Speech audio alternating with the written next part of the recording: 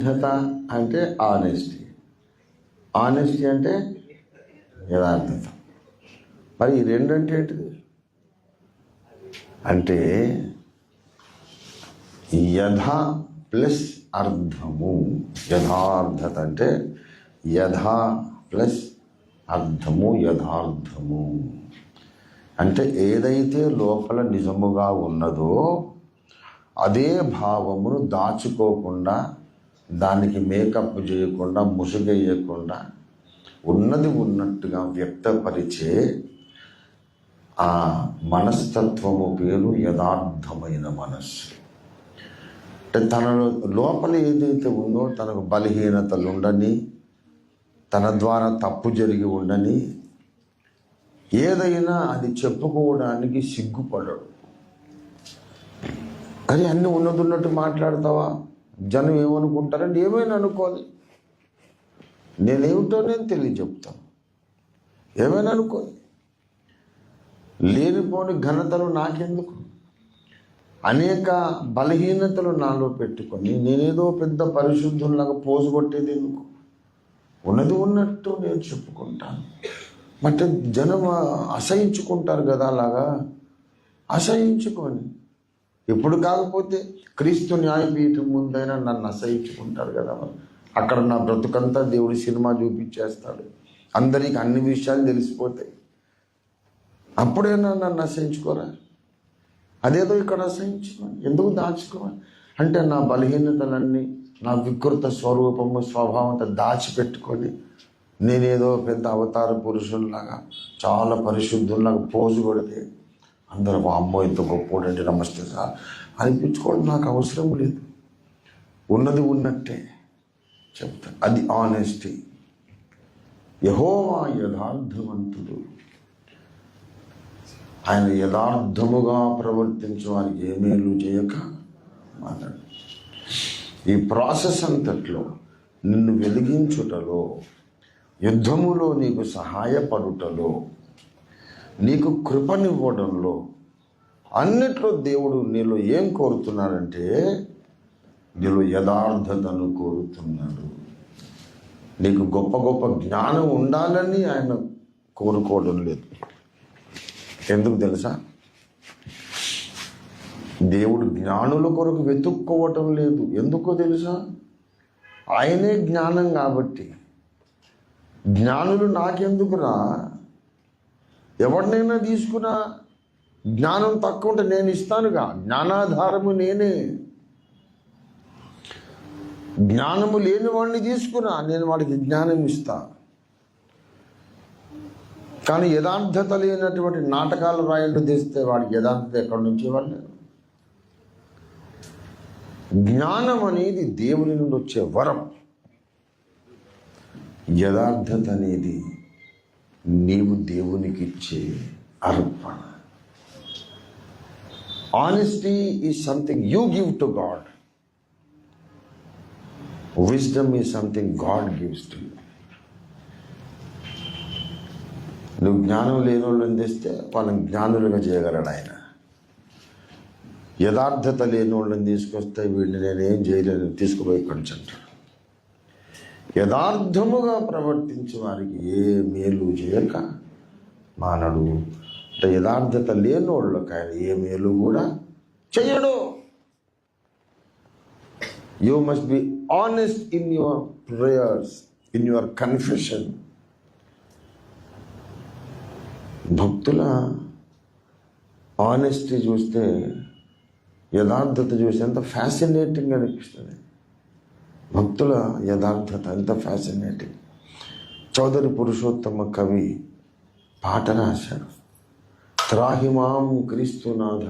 మన బ్రతుక్కాలం అంతటిగా ఒక్క పాట చాలండి. ఆ పాటను అర్థం చేసుకొని చిత్తశుద్ధితో మనం పాడగలిగితే ఆ ఒక్క పాట సరిపోతుంది. థ్యాంక్ యూ బాబు. ఆయన అంటాడు అందులో, నిబ్బరము కించుకైన లేక, నిబ్బరము ఒక్కించుకైన లేక, నిజము రవ్వంతైన లేక, దబ్బరలాడుటకు ముత్తాతనైతిని. అంటే అబద్ధాలు చెప్పడానికి, ప్రగల్భాలు పలకడానికి, డంబముగా మాట్లాడి, అబద్ధాలు మాట్లాడి, పనికి మాలిన మాటలన్నీ ట్రాష్ మాట్లాడడానికి మాత్రం ముత్తాతని. అంటే పోస్ట్ గ్రాడ్యుయేట్ అనమాట. వేస్ట్ టాక్ లోపల పోస్ట్ గ్రాడ్యుయేట్ చెప్పుకున్నాడు ఆయన. నేను ఎంత మాటకారినంటే ఎటువంటి వాడైనా పడేస్తా మాటల్లో. ఎటువంటి వాడైనా నా దగ్గరికి వస్తే అబ్బా వాడు నమస్తే పెట్టి కాళ్ళు మొక్కిపోవాల్సింది అంత జ్ఞానిని, మాటకారుణ్ణి, చమత్కారంగా మాట్లాడు. దబ్బరలాడుటకు ముత్తాతనైతే. ఆ తర్వాత ఏమైందంటే, అబ్బురమైన ఘోర పాపాంధకార కూపమందు దబ్బున పడిపోయినయ్యో దారి జడి నేను అబ్బబ్బబ్బా అన్నా. నీ యందు భయభక్తులు లేని నిర్లజ్జా చిత్తమును భూని చెయ్యరాని దుష్కర్మములు చేసినాడను. ఎంత యథార్థత అండి. ఆయన ప్రార్థన గదిలో ప్రార్థన చేసుకోవచ్చు. ఇది పాట రాసి రాగము కట్టి అందరికీ నేర్పితే కోట్ల మంది పాడుకున్నారు. ఎవరండి ఈ పాట రాసిందంటే చౌదరి పురుషోత్తమ కవి. ఏమి రాశాడు? దేవుని యందు భయము లేక, భక్తి లేక, చెయ్యరాని దుష్కర్మములు చేశాడట. నిర్లజ్జా చిత్తములు పూనినాడట. ఆయన రాసుకోవడం, పాడుకోవడం, మళ్ళీ అవన్నీ అందుకొని మనం పాడుకోవడం. ఏ సిగ్గే లేదా సార్? నువ్వు రెవరెండ్, ఆయన తెలుసా మీకు? బ్యాప్టిస్ట్ చర్చ్లో ఆయన ఆర్డైన్డ్ పాస్టర్ చౌదరి పురుషోత్తం గారు. అటు చూస్తేనేమో అగ్రకులం బ్రాహ్మడు, ఇటేమో ఆర్డైన్డ్ పాస్టర్ రెవరెండ్. ఆయన ఎన్నో సంఘాలు కట్టాడు. నీ యందు భయభక్తులు లేని నిర్లజ్జా చిత్తములు. లజ్జ అంటే సిగ్గులేని తనం. చెయ్యరాని దుష్కర్మములు చేశాను. ఆ తర్వాత భయంకరమైన మాట రాశాడు, ఒప్పుకున్నాడు.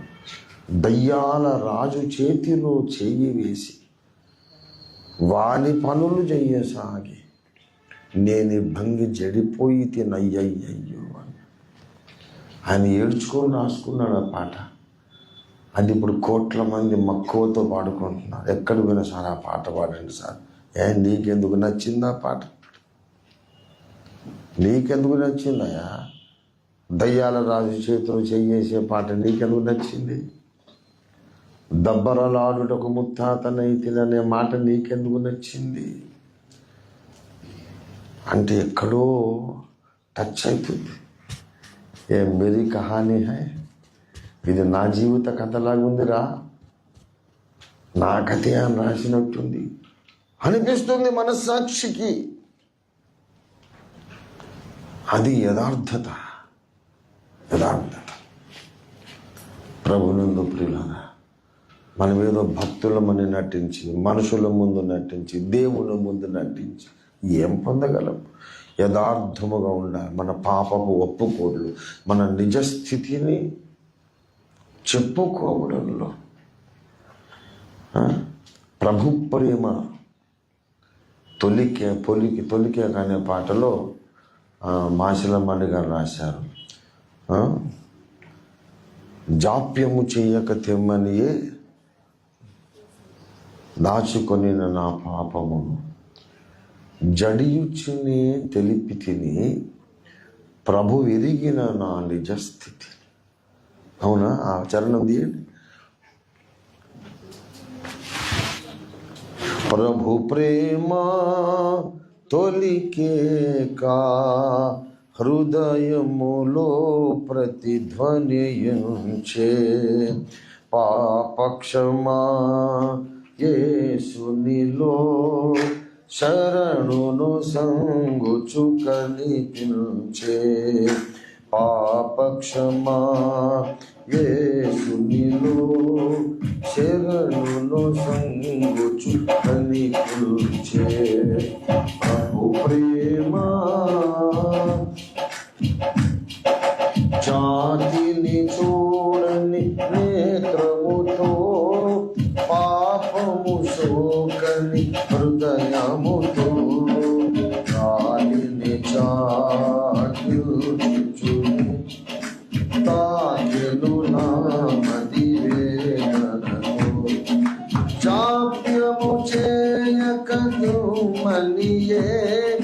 దాచుకొని నా పాపమును జడియుచునే తెలివి తిని ప్రభు ఎరిగిన నా నిజ స్థితిని జయముందే నా తనువు సరిగా నుడితివని ప్రభు చెప్పారు. ఆశ్రమణి గారు నాతో చెప్పారు, బాబు కొంతమంది చెట్టుకు చెట్టుకు వాళ్ళు కూర్చుంటే లేస్తూ పాట రాస్తుంటారు, అంత టాలెంట్ నాకు లేదు నాయన అన్నాడు. అదేంటి అంకుల్ మీరు ఎంతటి వారు అంత మాట అంటారేంటి? అవునాయన నాకు ఆశ్చర్యము. నేను ఒక పాట రాయాలంటే 2 సంవత్సరాలు 3 సంవత్సరాలు 5 ఏళ్ళు 10 ఏళ్ళు పట్టిన పాటలు కూడా ఉన్నాయి బాబు. ధ్యానించి నెమరు వేసి ఎప్పటికో కానీ పాట ఖరారు కాదు, ఫైనల్ కాదు అని చెప్పారు. అందుకే అవి చిరస్థాయిగా నిలబడిపోయినాయి. ఎంత ఎక్సలెంట్ ఎక్స్ప్రెషన్స్ చూడండి. జాతిని చూడని నేత్రముతో ఆమె సమరయురాలు, ఈయన యోధుడు. యూదుల దృష్టిలో సమరయులు అంటరాని వారు. యూదు జాతిలో పుట్టాడు ఆయన, ఈ అంటరాని జాతి. ఆయన అమ్మా నీళ్ళిమ్మన్నాడు. జాతిని చూడని నేత్రముతో పరిశుద్ధుడు కదా, పాపము సోకని హృదయంతో. ఆయన పరిశుద్ధుడు కనుకనే జాతులను పట్టించుకోలేదు, అంటరానితనాన్ని పట్టించుకోలేదు. జాలిని చాటించుచునే తాకెను నా మది వేదనతో. ఆమెకు వచ్చి ఒక తెర తగిలిందంట హృదయానికి, ఏదో ఎక్కడి నుంచో ఒక పిల్లగాలిలాగా. అదేంటంటే ఒక వేదన తరంగంలాగా ఆమెను తగిలిందంట. జాప్యము చెయ్యక అన్ని ప్రథమాక్షరము జా జా జా జా, ఇది ప్రథమాక్షర పరాస. జాప్యము చెయ్యక తెమ్మని దాచుకొని నా పాపమును ఏమన్నాడు, నీ భర్తను తీసుకురాపో అన్నాడు. Nice bro, well deserved yaar. Thanks. She replied. అన్నాడు. భయంగానే చెప్పిందట. జడియుచునే తెలిపి తిని ప్రభు ఎరిగిన నా నిజ స్థితిని. ఆల్రెడీ ఆయనకు తెలిసిన సంగతి నేను మళ్ళీ చెప్పాను, నాకు భర్త లేడండి. కరెక్ట్గా చెప్పావు. ఇప్పుడు ఒకరితో ఉంటున్నావు నువ్వు, వాడిని భర్త కాడు. ఇంతకుముందు 5 పెనిమిట్లు ఉన్నారు, 5 వదిలేసావు, ఇప్పుడు వీడిని ఉంచుకున్నావు, వాడిని భర్త కాడు. ఒకడితో ఉంటున్నావు కానీ నువ్వు భర్త లేడని చెప్పిన మాట కరెక్ట్. ప్రభు ఎరిగిన నా నిజ స్థితి జడియుచునే తెలిపితే అది యథార్థత. అప్పుడు జయముంది నా తనువు, నన్ను కట్టేసిన బంధకాలన్నీ తెగిపోయినాయి. సరిగా నుడితివని ప్రభు తెలుగు. కరెక్ట్గా చెప్పేవమ్మా నువ్వు, దాచుకోకుండా, ఏమి దానిపైన కోటింగులు ఏమి లేకుండా, ముసుగులు ఏమి లేకుండా ఉన్నది ఉన్నట్టు చెప్పావు. శభాష్, కరెక్ట్గా చెప్పావు. యేసయ్య అన్నాడు, నేను యథార్థంగా మాట్లాడానని ప్రభు మెచ్చుకున్నాను. ఆమె ఆ కుండ అక్కడిని వదిలేసింది. అరే నీళ్లు వీళ్ళు తర్వాత లోకరక్షకుడు నాకు కనబడ్డాడు.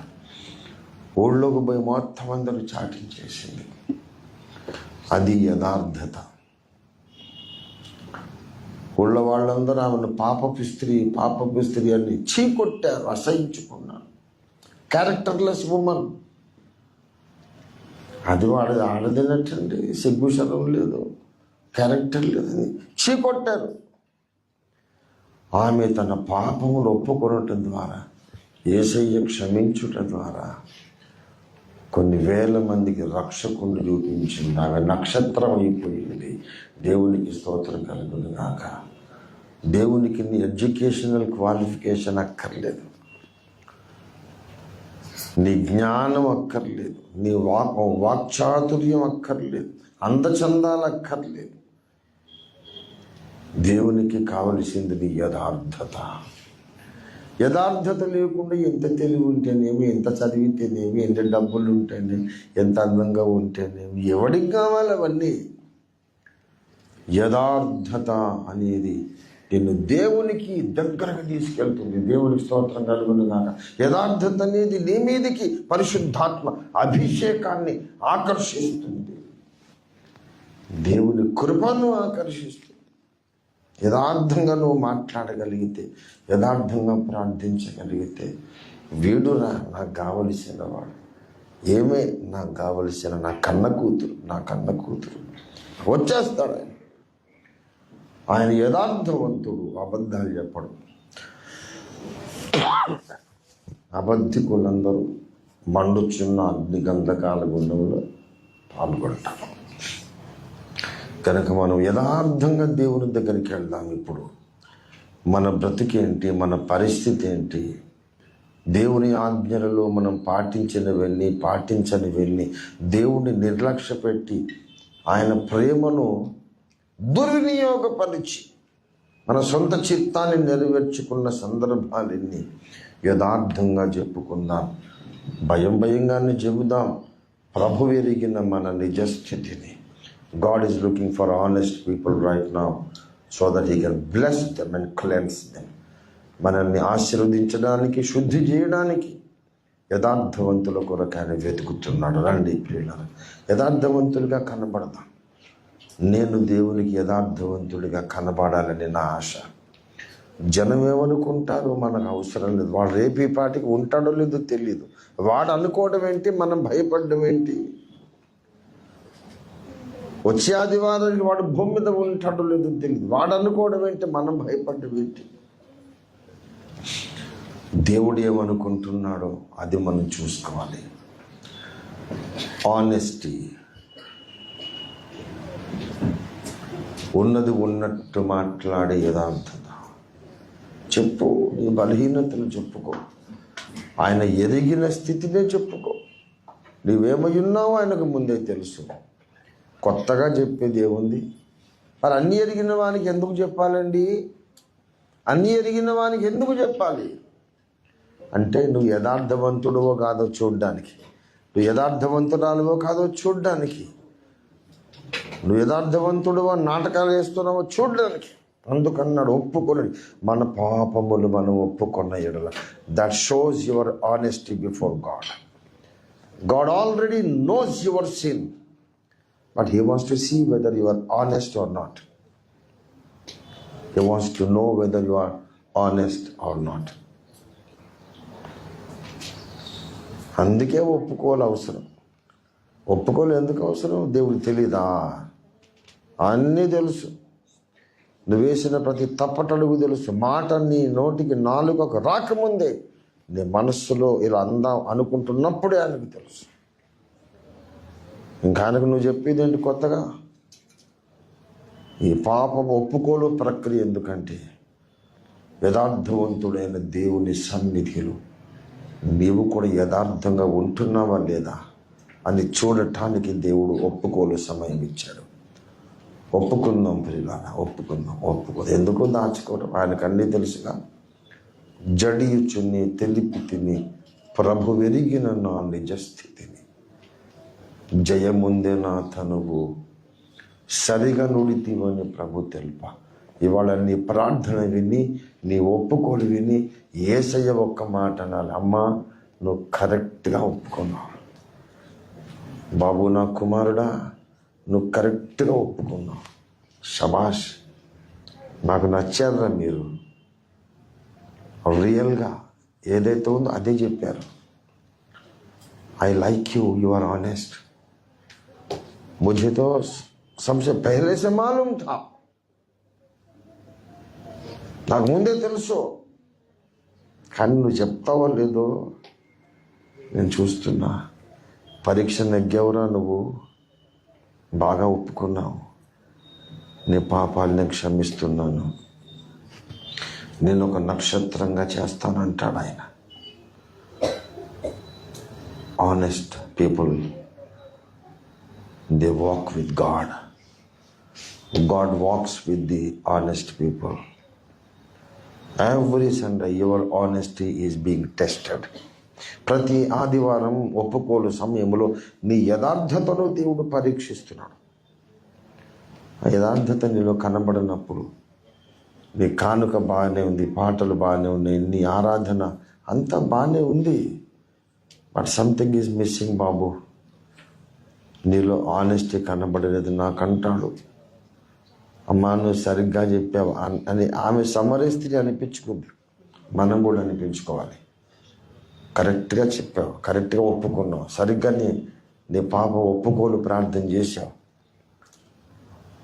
నాకు నచ్చావు, ఏం దాచుకోలేదు, సమర్థించుకోలేదు, ముసుగులేయలేదు, రంగులేయలేదు, ఉన్నది ఉన్నట్టుగా నువ్వు ఎక్స్పోజ్ అయ్యావు నా ముందు. నాకు నచ్చావమ్మా, నువ్వు నాకు నచ్చావు కుమారుడు అనాలి. యథార్థముగా మనం ఈ సమయంలో మన హృదయాలు ఒక పుస్తకంలాగా తెరిచి యేసయ్యకు చూపుతా, ఇదయ్యా నా బ్రతుకు, ఇదయ్యా నా పరిస్థితి. మన హృదయాలు ఒక కుండను బోర్లిచ్చినట్టుగా దేవుని సన్నిధిలో బోర్లిద్దాం. ఏమి దాచుకోకండి, దాచుకోవడం వ్యర్థం. ముందే తెలుసు కదా, ఇంకా దాచుకోవడం దేనికి? ఎంత యథార్థంగా నువ్వు ప్రార్థిస్తే అంతగా నీకు దగ్గరగా యేసయ్య వచ్చేస్తాడు. పరిశుద్ధాత్మదేవ